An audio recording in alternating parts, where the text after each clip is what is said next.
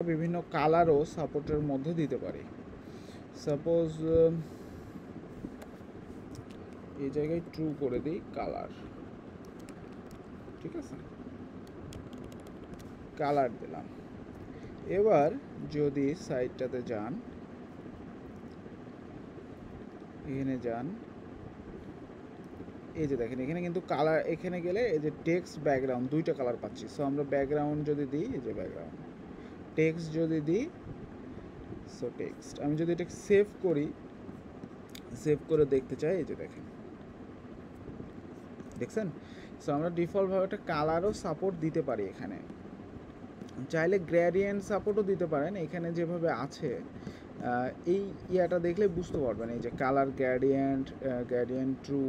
So চাইলে এইভাবেও দিতে পারেন, ঠিক আছে, একটা অবজেক্ট আকারে। সো এটাও দেখিয়ে দিই, এখানে ডকুমেন্টেশন দেখে এইগুলো করতে হবে অ্যাকচুয়ালি। সো আমাদের যেটা করতে হবে, এগুলারে বাদ দেন, ওকে। এখন জাস্ট আমরা এভাবে ইউজ করতে পারি।